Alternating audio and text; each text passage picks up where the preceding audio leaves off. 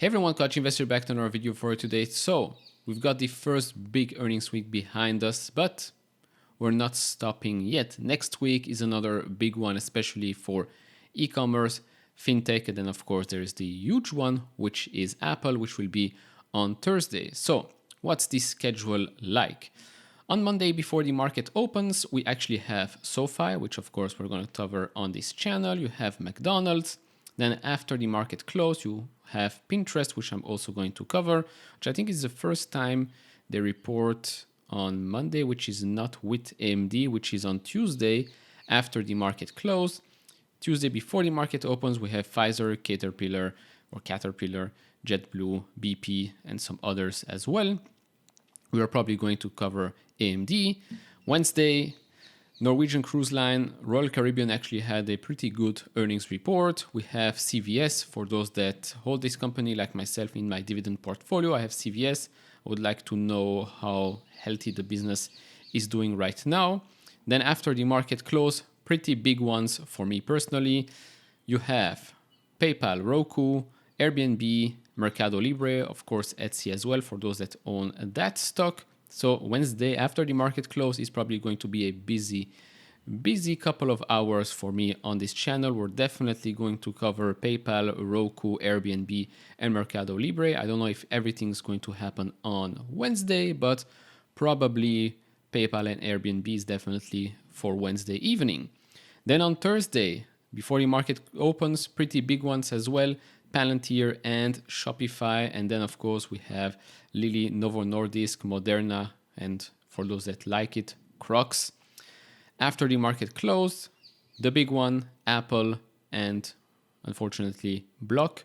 You also have DraftKings, Fortinet, Coinbase, and Starbucks. Could give us a bit more information about, especially Starbucks, a bit how the consumer is acting right now. Halloween, pumpkin spice latte season, things like that. So in this video, I want to touch on a couple of companies, tell you what the guidance is, what the market is expecting from these companies, just like we did last week. Of course, throughout this week, I'm going to try and cover as many companies as I can. Do share your companies that you're watching in the comments below. And if you enjoy this type of videos, leave it a thumbs up, subscribe if you have not. We're really close to reaching 30,000 subscribers. So let's try and do this before the end of the month. Thank you very much. If you want to support me even further, do check out the link down in the description and in the pinned comment to get the top 10 best stocks to buy now, or go to fool.com/couchinvestor. Thank you very much. So first company I want to touch on is of course the first company that will report earnings, and that's SOFI Technologies. So right now, SOFI is back under $7, market cap $6.53 billion. So these are the estimates right now with regards to sales for fiscal year 23, 24, and 25. And of course, now with the current macroeconomic environment, these estimates are going to be probably very volatile, especially for the fintech industry. Now, fiscal year 2023, you can expect, well, the expectations are growth of 31.46%. 24, we have 24.29%, and then the year after that, 20.26%. So still growth above 20% for the next 2 to 3 fiscal years. Pretty impressive. With regards to EPS, for fiscal year 2023, still negative. And even for fiscal year 2024, they still expect it to be a loss of 5 cents, even though the expectations are that Q4 this year, GAAP net income profitable. So, okay, let's see if that number changes. But in fiscal year 2025, a huge jump to 29 cents. So what was the guidance that was given? So for the second half of this year, non-GAAP guidance, they expect to deliver adjusted net revenue growth there between 19 to 26%. Adjusted EBITDA of between $180 and $190 million with a margin of 18%. Now, with regards to fiscal year 2023, they expect here, this guide assumes positive quarterly GAAP net income in Q4 2023. They expect to deliver between $1.974 and just over $2 billion in adjusted net revenue, and between $333 and $343 million in adjusted EBITDA at a 40 to 44% incremental adjusted EBITDA margin. Okay, of course, we know that this guidance has been increased already since the start of the year. Let's see if for the next quarter, we're going to see the same trend. And then with regards to the graph here, of course, just under $7. We've been there a couple of times before. Back in February, we were hovering around that, got rejected there. Huge candle down back in the lows, $6 or so. Then we went back even lower to even under $5. Now, of course, with earnings coming up, it's going to be extremely crucial to see if these points here around $7 holds. Up next is another fintech stock, and I think this one is going to be a pretty big one for a lot of people that are holding it, and that's PayPal. PayPal is now trading close to $50, market cap of $55.33 billion, forward PE of just 9.5 times. I mean, truly remarkable. So sales expectations for fiscal year 2023, around 8% growth. Then in fiscal year 2024, closer to 9%. And then in fiscal year 2025, 9.29% growth. EPS here, of course, much better. For this year, growth of 19.81%. Fiscal year 2024, 14.32%. Then a year after, 12.6%. Of course, with PayPal, it's also going to be the first time that we're going to hear the new CEO talk. I really hope that he gives an inspiring talk during the earnings call, a good vision for what we can expect maybe already in fiscal year 2024. Of course, them selling off Happy Returns, which is a funny name right now because the bag holders, shareholders are not having so many happy returns right now.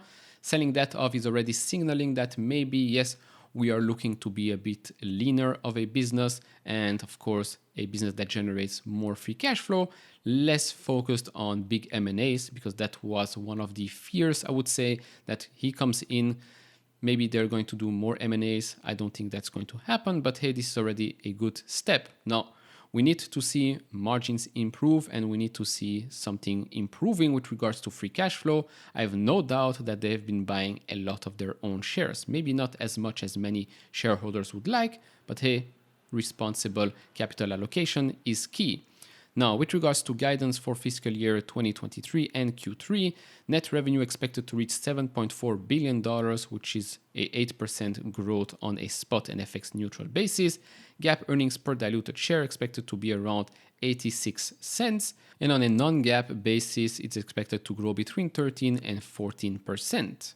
As for the fiscal year 2023, GAAP earnings to be around $3.49 compared to just $2.09 in the fiscal year 2022. Reiterating, non-GAAP earnings per diluted share is expected to grow around 20%. Then with regards to the graph, I mean, it's not a pretty picture. That support-ish line at around 60 did not hold at all. Now we're just at $50 and we're close to being oversold, but not there yet.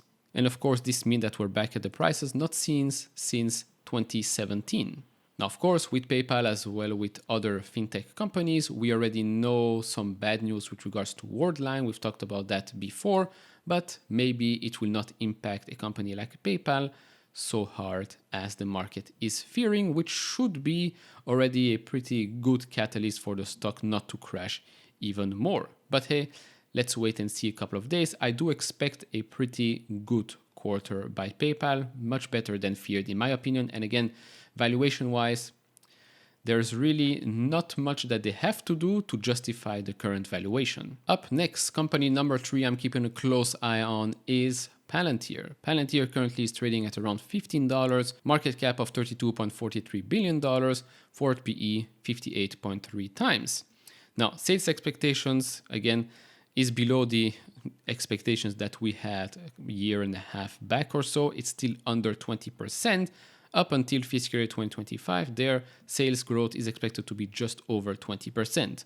When you look at EPS for this year, 278% growth. Fiscal year 2024, just 17.42%, but then a reacceleration of 24.62% in fiscal year 2025. Now, with regards to the guidance that were given, so for Q3, revenue to be between $553 to $557 million, adjusted income from operation between $135 and $139 million, and of course, GAAP net income. And for the fiscal year 2023, they are raising the revenue guidance to in excess of $2.21 billion and also raising the adjusted income from operations guidance to in excess of $576 million.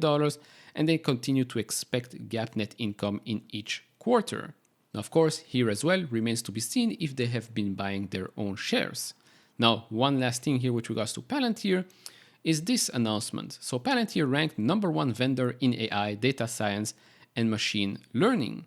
I mean, it's not that bad, right? For a company that is basically an imposter in AI, just a consulting company. Not too bad. And so if we look at the graph, again, we got rejected at the $18, $18.50 mark. Now we're making our way back to that support line, which was around $14 or so. And the 200-day moving average is moving towards that direction as well. Earnings will decide whether or not we're going to get another big red candle or we're going to stabilize around the $15, $16 mark. Up next, company number 4 is not a fintech company, it's an e-commerce company, and that's Shopify. Shopify is trading now at $46.4, market cap just under $60 billion with a forward PE of 66.5 times.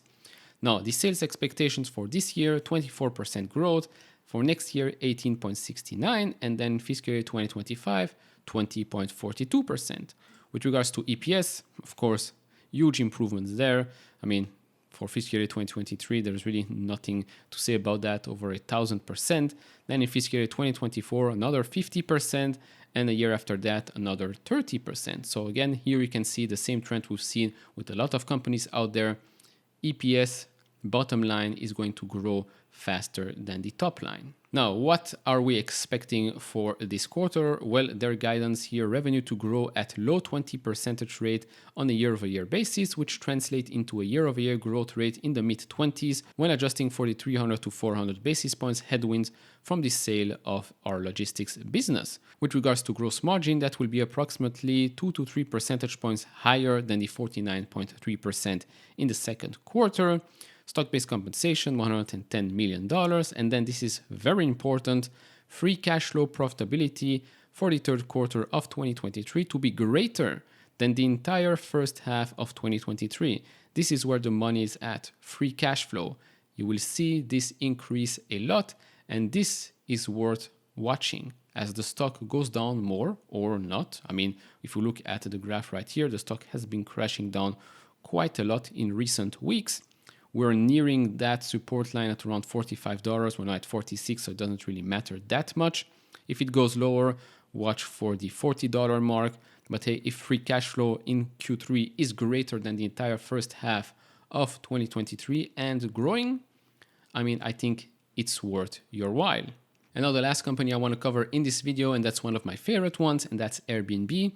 Now trading at $114, market cap of $72.8 billion, forward PE 26.5 times.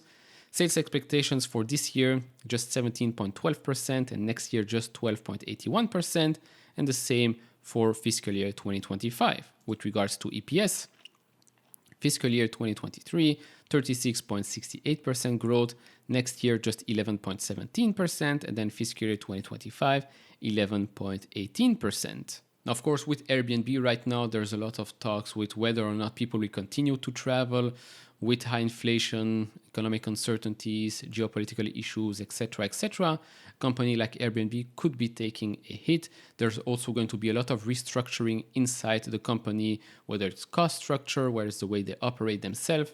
This is coming from the CEO. Hopefully we'll get even more information during the earnings call. So maybe that's why expectations are now pretty low and the stock got hit pretty hard. Now, with regards to the outlook, they expect to deliver revenue of $3.3 to $3.4 billion, which represents 14 to 18% growth year over year. They also anticipate that the implied take rate in Q3 will be higher than Q3 2022. They expect a modest sequential increase in the year-over-year growth of nights and experience booked in Q2 2023 to Q3 2023. We believe revenue growth will outpace nights and experience booked for the third quarter due to the continued resilience of ADR. And they expect a record high adjusted EBITDA in Q3 on a nominal basis and an adjusted EBITDA margin that exceeds Q3 of 2022. For the full year of 2023, they expect an adjusted EBITDA margin that is modestly higher than the full year of 2022. And so this is what we're looking at right now. For the last couple of weeks, we have been crashing down under the 20, 50, 200-day moving average, and now we're at $114. Of course, if you're looking to buy cheaper. The $100 mark is obviously the magical line. As always, round numbers, the market loved that. Now, I have to say that yes, in August we had that huge gap up, which got filled extremely fast. Actually, 2 weeks later, that huge gap up got filled. Right now, yes, it's true, we are a bit in no man's land here, but previously we have been trading around that $115, $120 mark for quite a while.